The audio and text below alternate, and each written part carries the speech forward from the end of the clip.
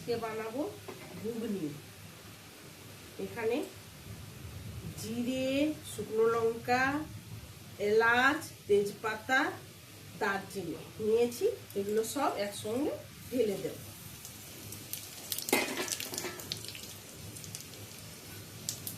এখানে টমেটো কুচি নিয়েছি, টমেটো কুচি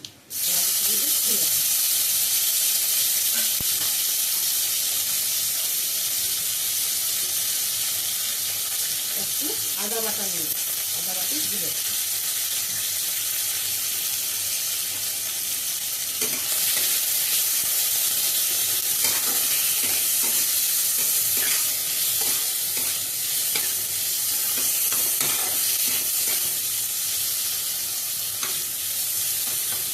এবার ঘুগনিকে মোটা সিদ্ধ করে রেখেছি, এটা ঢেলে দেবো।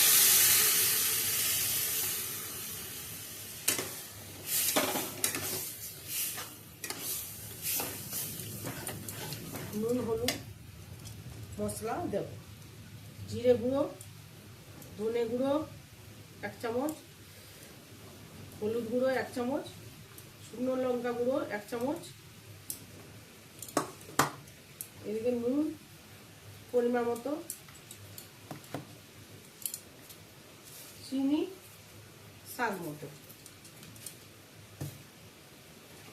এটাকে নাড়াচাড়া করবো,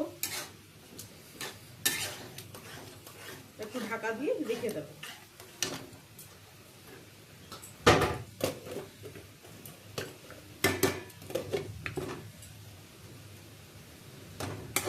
হয়ে যাবে, তারপরে হয়ে গেল।